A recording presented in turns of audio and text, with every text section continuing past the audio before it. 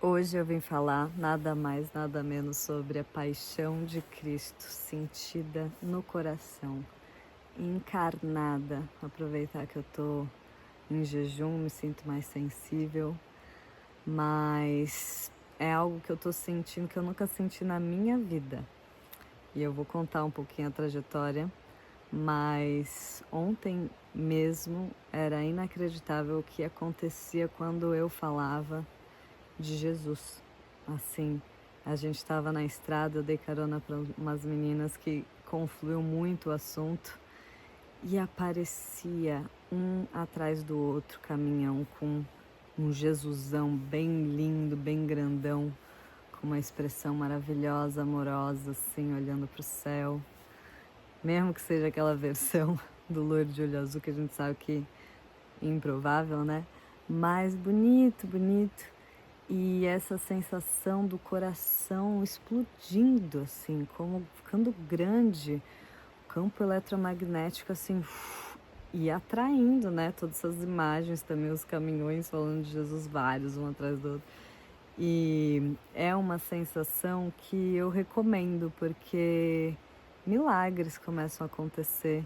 E é uma coisa tão bonita que eu sinto que, sabe, a espiritualidade para além do retirar-se, né, que é totalmente importante, que Jesus sem dúvida fazia quando ele falava de se retirar para orar, se retirava para meditar, mas para se recarregar com essa fonte de amor e vir para uma espiritualidade muito real, que é, gente, que aventura que é se relacionar com outros seres humanos, porque é sobre esses ensinamentos do amor, né? E fica muito bonito quando você entra no lugar de amor maior. Coisas maravilhosas acontecem, assim. Então, se conectar com isso está sendo muito novo e foi a partir da experiência, sabe? Experimenta se conectar com Jesus desse lugar de amor, de lembrar dele, de falar com Deus. Eu comecei a experimentar isso e coisas muito lindas começaram a acontecer e eu sinto o meu coração pulsando, por isso que eu queria falar dessa sensação, assim, e ela só vai, sabe quando você está apaixonado? É isso, é a paixão de Cristo e ampliar todos os seres, né, e não só os seres humanos, assim, o amor que eu tô tendo, o zelo, o respeito que eu tô tendo com tudo, até com objetos, gente, tem cientistas que já falam, né? Como eles têm energia, eles têm decisão, esse campo quântico de tudo, assim, enfim, mas já é um papo avançado. Mas assim, com os bichos, com as plantas, com o alimento, o altar, com tudo. E assim, é uma poética que você se permite, né? Uma licença. E essa é a espiritualidade. As coisas são vários nomes, né? Os nomes são definições que podem ser trocadas. É a maneira poética que você escolhe convocar aquela energia. E vem, a energia vem. É uma questão de permissão, de você conversar a partir desses nomes, né?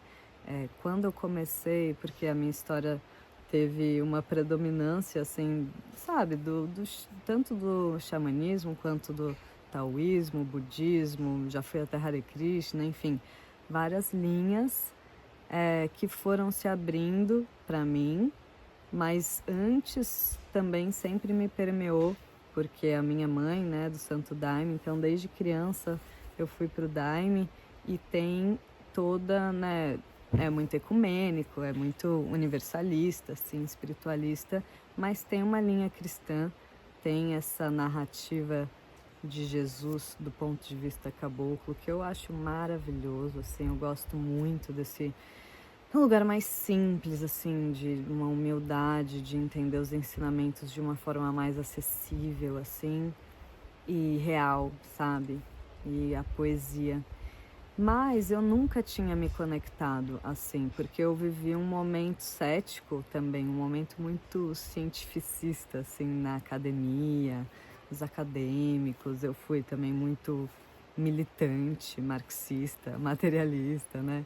E que não é que não faz sentido também.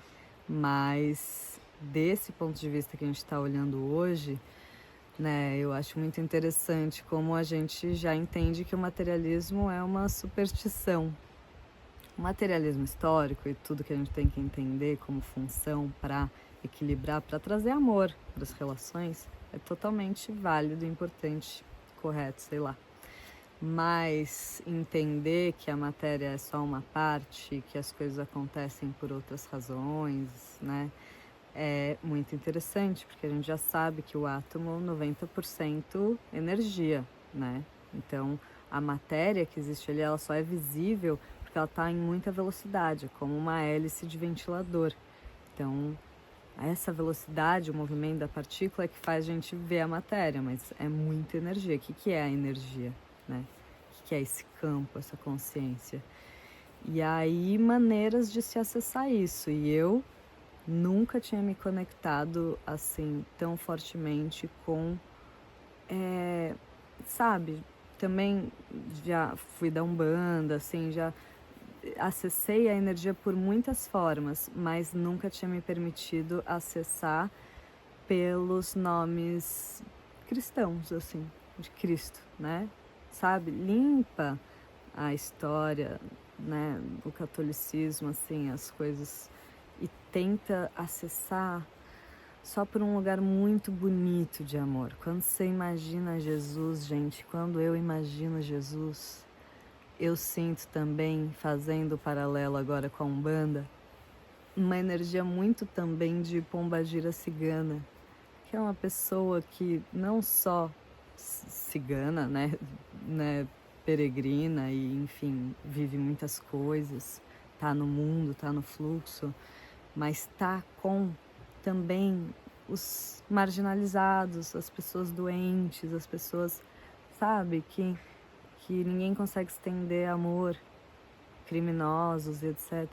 E limpar essa lente do julgamento, né? Que a gente, quando entende essa mensagem de Jesus, é uma coisa muito desafiadora pra gente, né? O não julgamento.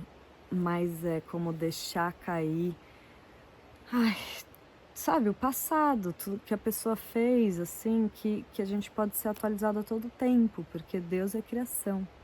A gente é criatura e criadora a todo tempo, a gente é a criação de filhos de Deus, sois deuses, sempre gosto de lembrar disso. Então, a gente tem a permissão da criação e da atualização da matéria, e que a matéria é uma ilusão, e por isso os milagres, né? Por isso alguém que antes não via passa a ver, dependendo do que crê. Essa convocatória, assim, de Jesus, dessa fé, é uma coisa muito bonita, porque é olhar através do ser que supostamente, né, pecou e tal, e atualizar, perdoar. A gente tem esse papel, né, essa função de perdão a todo tempo, de perder as crenças. Por que a gente vai se agarrar numa crença, deixar perder? Gosto dessa frase, do perdão é uma perda bem grandona. Deixar perder as crenças que você se agarra de certa pessoa, de certa situação, e perdoar, só deixar ir, né? Então, deixar perder, deixar cair. E aí essa é a atualização, essa é a pulsão de vida. É criação a todo tempo, é vida, né? Então, é a morte em função da vida. Então, todas as sombras que aparecem na vida, né? Coisas, né, em desequilíbrio, assim, são, na verdade, para promover vida também. É, para deixar morrer, para gerar mais vida, sabe? Então, essa é a minha ideia de hoje, assim, que eu trago aqui com muito amor para vocês, porque eu tô me permitindo cada vez mais viver desse lugar de perdão, de perda total. Por exemplo, eu não planejei nada do que eu ia dizer aqui agora. Então, eu tô deixando perder os meus medos, as minhas ideias de finalidade, de ganho secundário, de vou fazer isso para aquilo, e eu só tô fluindo, me deixando ser canal. E a gente sente isso no corpo, é maravilhoso, nosso corpo é o canal. Então, o espírito e encarnar assim isso é deixar viver através do coração, assim, muita paixão, esse lugar de se sentir apaixonado mesmo pela vida, pela criação, por tudo. Quanto mais você se apaixona por si, que é a natureza e que é Deus, mais você se apaixona por tudo. E aí Jesus faz essa ponte, assim, muito amorosa, né? De ser um ser, assim, muito apaixonado. Que tá tão apaixonado por si, que sabe que é filho de Deus, né? Que sabe que tem Deus em si, que consegue ver isso em tudo e através de todos os seres, inclusive aqueles que estão doentes, aqueles que, né, fizeram algum crime, aqueles que estão, né, marginalizados e estender esse amor. Por isso a pombagira cigana, né, que tá com as pessoas, entendeu? De uma forma radical. De uma forma radical, e devia ser muito provocativo, portanto. Por isso as pessoas acharam insuportável. Muito provavelmente, ou elas se apaixonavam ou elas achavam muito insuportável, muito provocativo. Principalmente as figuras de poder, ou quem não aguenta ver isso. Quem não aguenta ver isso. Porque é muito disruptivo. Sabe aquela cena da mulher, que eu não vou lembrar o nome de jeito nenhum, mas que ela acho parente de Lázaro, quando Lázaro revive, né, com Cristo, ela fica tão apaixonada e grata que ela pega, acho que uma grande quantia da família ali, algo, compra um perfume de raridades muito, muito caro, dá tudo, pega aquele pote, que é aquela quantidade ali, e começa a despejar nos pés de Jesus e massagear. E as pessoas veem isso e aquilo provoca muito, né? As próprias crenças e tudo, né?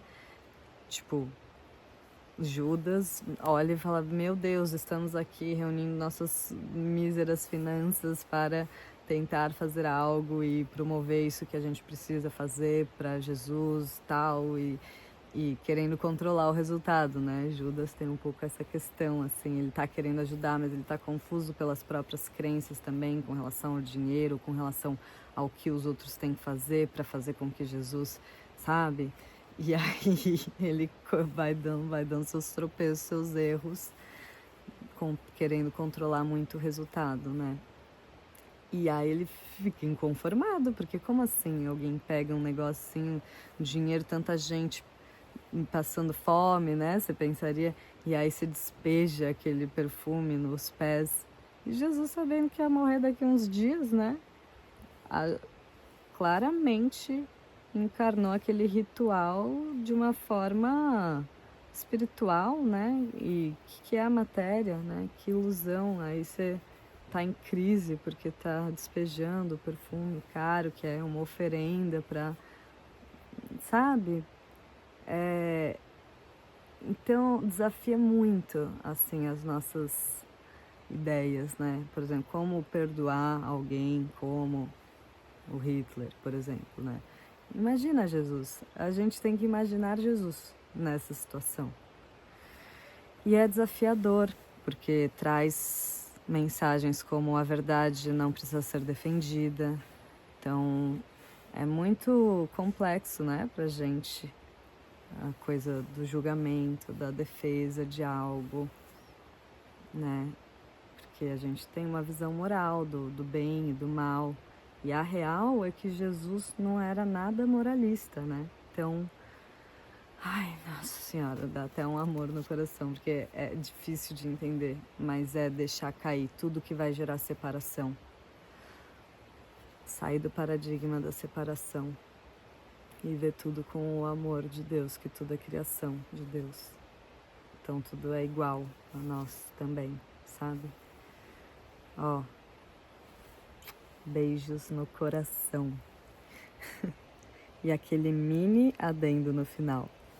Eu falei de Jesus, a energia da pombagira cigana, aí você já imagina algumas pessoas que louvam a Jesus, mas que teriam os seus preconceitos e separações com isso, e falaria, não, de jeito nenhum, né? Agora, veja se isso combina com Jesus.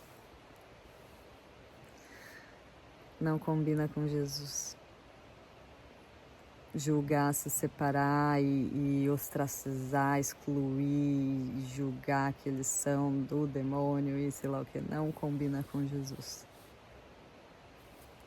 Amor.